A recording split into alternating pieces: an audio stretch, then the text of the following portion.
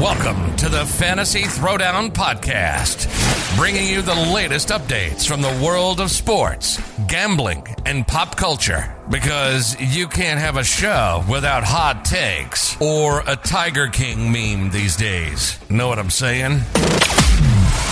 Now, with over 200 episodes and ready to get after it again, here's your host, Dwayne Callender.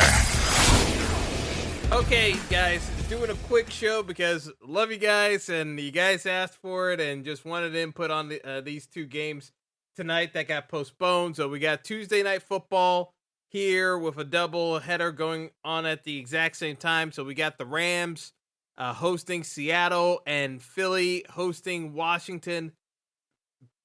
Basically, these are one-way traffic games, in my opinion. The Rams line isn't nearly high enough. The Rams are favored by 7.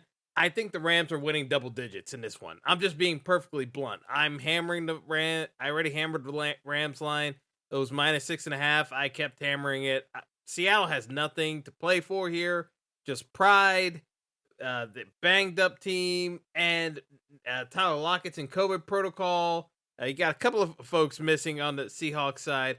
And, you know, people want to force in DK Metcalf tonight, and I just think it's a terrible play. I think it's a terrible play. Perfectly honest, you've got the fact that the Rams already have a good secondary. It's not just Jalen Ramsey. They have guys who can cover, and now, without Lockett to actually be a threat, you can just double DK every time he's on the field. Doesn't even matter. Ramsey can follow him into the slot, and he has help over the top. The Rams aren't dumb. They know what they're doing. So, to me, I don't understand trying to force DK when he and Russ haven't been on the same page the entire season. Like, why are we trying to make a play here that has been non-existent the entire year? No, that is the word for it. Non-existent. There is nothing here with DK Metcalf to warrant consideration, honestly, in this matchup, other than a hope and a prayer. Because to me, again, I don't see how Seattle puts up 10 points in this game. I think the Rams are putting up 30. Like, this could be just a slaughter of a game, and I don't see how Seattle puts up 10. I really have a tough time seeing it, because you've got, okay, Rashad Penny at running back. He's looked okay. But the Rams, yes, have they given up some games where a bit more yards on the ground than you would have expected them to? Yeah, it's not as great as they have been in the past. But it's still Aaron Donald. I'm not banking on Seattle just plodding their way through. And you know Seattle's going to run the ball, especially with Lockett out. Like, they're not going to turn into a pass-happy offense with Tyler Lockett out. But I don't think they're going to have that much success running the rock either. And Rashad Penny got priced up. So to me, it doesn't make sense trying to play the Seattle side of the slate. I was like, I'm not playing Russell Wilson. I may be near complete fade of DK Metcalf. And the only reason why he might be in some lineups is because there's another guy I'm going to say here is a complete fade too. That's also a high price wide receiver in Terry McLaurin, but we'll get to that game shortly. But I just don't see the rationale of playing DK tonight. I think the Rams have so many advantages on the offensive side over Seattle's defense that, you got Jamal Adams, who has been terrible in coverage this year in the safety spot. I mean, between Odell and Van Jefferson, one of those guys is getting a home run ball tonight from Matt Stafford. I don't know who. So what am I going to do? I'm probably going to play both Odell and Van Jefferson. And guess what? Because I'm fading DK and McLaurin, I can fit in Cooper Kupp too. I can fit in all 3 Rams wide receivers. So I catch everybody with my Stafford builds, because Stafford got priced too low on DK for this 2-game slate. To me, I just don't get it. Like, the pricing's too soft. It makes it too easy. So to me, I have to do a concentrated stack of Rams, because I think that's the game with the actual points today. So that's why I'm talking about this game first. I don't see how Philly scores more than 28 points unless Washington just gives up a ton of points. So, like, to me, the Rams are to play tonight in terms of offensive pieces. I just think that they're going to put up points on Seattle and Seattle's not going to do that well offensively. So you're going to get even more possessions from the Rams because of all the 3-and-outs Seattle's going to have. So once you get to that stage, you're going to see a lot of cases where the Rams are going to be able to run the ball, and this comes down to the decision point.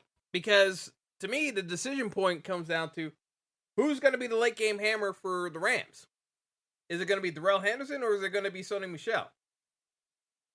The issue that I see, and I can't make a definitive call. Well, I am going to make a definitive call, but I don't have any data points or rationale to base it off of other than gut feel, if you get what I'm saying. Is the fact that Darrell Henderson's been out with COVID. He had COVID. He's been in protocol the time. He's back fine now. But what we've seen is when these guys have missed time, and this is what happened over the weekend with Myles Gaskin, I didn't know it, and shame on me for not checking some of the beat writers this week. I saw Gaskin in protocol. I didn't realize it was because he had the positive test and not just being in proximity to someone with a positive test. To me, Duke Johnson getting all the practice work, that should have been the telltale sign that he was going to be the lead back against the Jets. I missed it, and, basically everyone else in the industry missed it too, because Duke Johnson was like 0.5% owned in on all DK contests this week, whereas Myles Gaskin was in the 17-18% ownership range in most contests, and even higher in higher stakes. He was over 20%. So to me, we all missed it. But, what now as I'm seeing these protocol and seeing who got the practice reps, to me, Sony Michel still seems to be the guy. It's not like Darrell Henderson was tearing it up either. So between Michel and Henderson, they're both been kind of meh, to be perfectly honest. Like, the Rams miss Cam Akers so badly.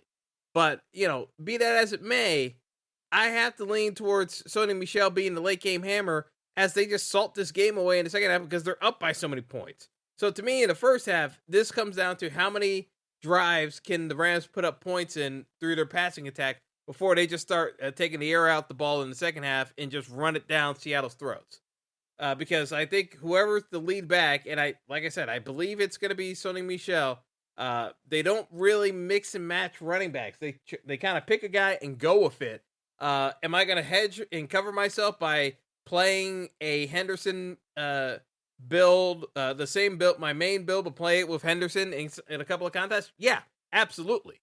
That's what you should be doing, just to hedge yourself in case you get it wrong. But it's like, basically it'll probably be 90-10 Henderson versus 90-10 Michel versus Henderson, like 90% Michel. Again, it's a gut call, but I honestly think that at the lower price tag, people are going to take the chance with Henderson over Sony Michel, and I get it, but at the end of the day, you got to make a call here, and I just think it just lends itself to Sony Michel getting the nod over Henderson for the bulk of the work. And, that matters in a slate like this where we may not get a ton of points from some of these other teams.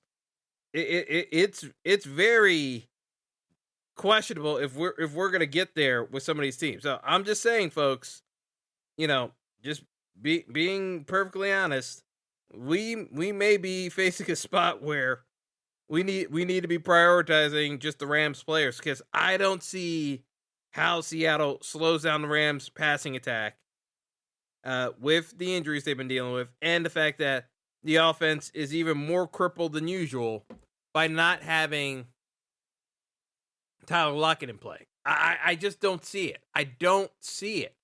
And it's it is what it is. It's like, I just don't see how they do it. Maybe I'm wrong, but I just don't see the scenario where Seattle's keeping up with the Rams tonight. I don't see it. So that's where I'm at with the game, and that's what I'm saying for this 2-game build.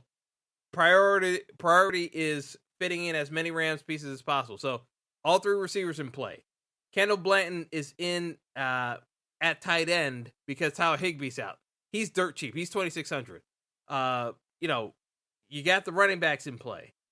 I don't like Skowronek as much, but he's dirt cheap as well. But I don't like it as much as just playing the other receivers on the Rams, because all three are going to get work more than Skowronek.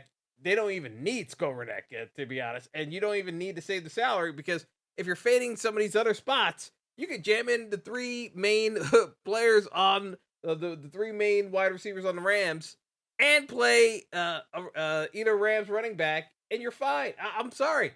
This is just too straightforward of a build, and I don't think enough people are going to just load up. I think they're going to try to mix and match and try to get pieces of the other games. I just think you build for the onslaught and just let the points drop where they may, and they still outscore these other teams. I just don't see where we're getting that many other points from the other teams. And as I said, on the Seattle side, DK Metcalf's getting double teamed. I just call it as it is. It's like, I think Metcalf gets double teamed the entire game. It's just way too hard for him to get in open space. And to me, the guy who's going to benefit the most is probably going to be Eskridge on the outside, because it looks like they'll probably play Freddie Swain as a slot receiver with Lockett out. And yeah, they'll move DK in there too to try to shake the coverage, but it hasn't worked that much this year. Teams have kind of caught on to that. Like Lockett's been more effective in the slot. I just don't see Russ being able to have that much time, especially with the amount of pressure that line will face this game. I think Eskridge at I think he's 3,300, or I think he's either 3K or 3,300. I gotta look again. I just think he's just too easy of a play tonight.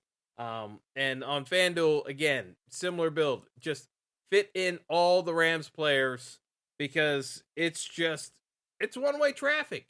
It is literally one-way traffic all the way through for these builds tonight. There's just no ifs, ands, or buts about it. Like, I think the Rams slaughtered the Seahawks tonight. I just think it's that easy. So, again, I like Eskridge more than Swain. I know Penny Hart is dirt cheap for showdown contests, because he's like $200. Eskridge would be $1,000 in showdown. So, like, again, I'm trying to give you guys ideas. Like, I'm loading up for showdown on just Rams players. So it's you could play Cooper Kupp in the captain, you could play Stafford in the captain, but I'm just saying, just in thought process for the 2-gamer and showdown, priorities on the Rams. Bottom line, I don't think anyone else comes close in terms of total points scored tonight to the Rams. I think they hammered the Seahawks tonight. So that's where I'm leaning. I'm not even sure we hit the over in any of these games, because I don't see where Seattle's scoring tonight. I don't see the points. So to me, priority on the Rams, and we kind of we go from there. I mean, Rams defense definitely in play too, but Philly's defense is in play. So yeah, let's get into this other game. Philly hosting Washington. Both QBs in COVID protocol. So no Taylor Heineke and no Kyle Allen. So you got Garrett Gilbert signed off of the Patriots practice squad.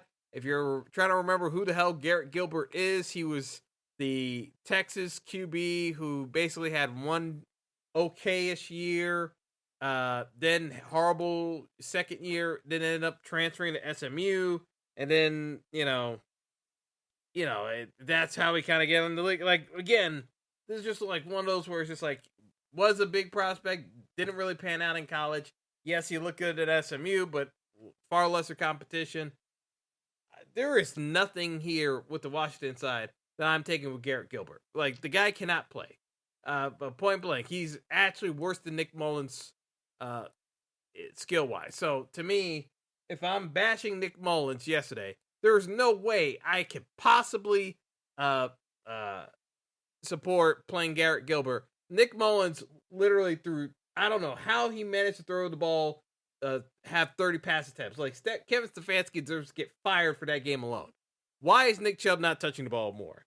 Especially in the first half, when that game was in doubt, and they still nearly pulled it out in spite of the idiotic play calling And of course, they get a buzzer beater field goal for the Raiders to win in a game that Derek Carr almost threw away for the Raiders. Like the Browns have only themselves to blame for not giving Nick Chubb the ball. Point blank. Nick Chubb needed way more touches than he got yesterday. But Nick Mullins had 30 pass attempts. He averaged 5 yards per attempt. He barely threw for 150. Come on. I don't even think he hit 150 yards passing. It was terrible. It was terrible watching that game. So, again, there's no way I can even remotely recommend any Washington pieces in terms of pass catchers. Complete fade on Terry McLaurin. I know, people are like, maybe you go down to DeAndre Carter. No, just no. This guy didn't even practice with these dudes. Like, they had to sign him off another team because they didn't have any quarterbacks available. Like, so there's no rapport here. This is just like a pickup game where they're just throwing a guy out there and hoping for the best. They're going to run the rock with Antonio Gibson, whom you can play, and try to do dump offs. So maybe you can play Ricky Seals-Jones if he just goes out into the flat. But more likely, it'll be Gibson catching passes out in the flat and spelled a bit by Jarrett Patterson. And I think they ride Gibson hard because I think Gibson's the only chance they have of winning this game. And even then, I don't see how they get to 10 points tonight. I don't see it. I'm trying to envision, unless, Jalen Hurts just has one of those awful games where he just throws it to the other team for no good reason. I don't see how Philly doesn't cover this 9.5 point spread. Like, it just jumped up from 4.5 to 9.5 based off of the COVID news over the weekend, and it's justified because, it's not like Taylor Heineke's that good, but like Garrett Gilbert is that bad. This is literally a guy who has not practiced with this playbook, trying to come in cold and just play on national team. I'm sorry, this is a disaster waiting to happen. So to me, playing a lot of Philly defense in my main build, not playing that many pieces from the Philly offense because you don't know what Philly's gonna do. Like, I could see Jalen Hurts scrambling a bit, but the problem is that Philly is very inefficient on offense, in my opinion. So, while I do think Philly eventually just breaks through and wears them down, I don't know who it's going to come from. So, yeah, Jalen Hurts could hit a pass play, but it's far more likely that the Rams just, no matter what Jalen Hurts eventually ends up getting done, the Rams just outscore them. And outscore them by a good margin in terms of yardage and points scored. So, to me, the priority is just on the Rams players. The guy I'm targeting is Dallas Goedert, because I think he just peppers Goddard with targets, and you can still fit in Goddard with the Rams receivers. So I talked about Kendall Blanton, but you don't really need Kendall Blanton if you're playing Goddard, unless you're doing a double tight end build, which, to get different, I'm okay with, because it's a 2-gamer. And I very much hate both the other sides of the underdogs on both sides. So I don't see even blowout script being worthwhile in this one. So to me, Goddard basically lock button play today. Lock button. I don't see how Goddard doesn't get there, because he is the most consistent target Jalen Hurts has been able to connect with. And I know Devonta Smith's their best receiver, but Jalen Hurts is so inefficient passing the ball down the field. I think it's harder for Devonta Smith to get there because Washington, secondary-wise, they've been beat. But again, it relies on Jalen Hurts being on target, and you don't know what Jalen Hurts you're going to get. So, yeah, could Jalen Hurts get it done and outscore Stafford? Sure. But given these matchups tonight, I think, honestly, 97 out of 100, I think because of Seattle's secondary, I think it's so much easier for Stafford to outscore Hurts today. Hurts has to rush for 2 touchdowns for me to see him outscoring Stafford, unless it's a heavy run Rams game, which is possible. But I honestly think it's like, I'm being a little bit too overconfident saying 97% of the time. It's really closer to 75% of the time to 80. 75 to 80, Stafford's going to win the head-to-head point-scoring matchup versus Hurts tonight, based on the matchups tonight. But I don't see the Eagles scoring past 24 points. And I don't see how Washington gets to 10. Like, both Seattle and Washington, I don't see how they're scoring points tonight. I really have a tough time unless Philly and the Rams just turn the ball over consistently. I think both unders are going to hit, and both teams are going to both favorites are going to cover pretty handedly. I think these are going to be two awful games to watch, but realistically, these are the spots you target if you feel confident in a landslide matchup. So, that's all I got. I'm going to get out of here because I got other stuff to do. So hopefully that helps you guys in terms of your thought process. Going to get this uploaded. So best of luck tonight. And have a good one. Thanks for listening to the Fantasy Throwdown Podcast. Be sure to like and subscribe to the show on Apple Podcasts, Google Podcasts, and all other major outlets.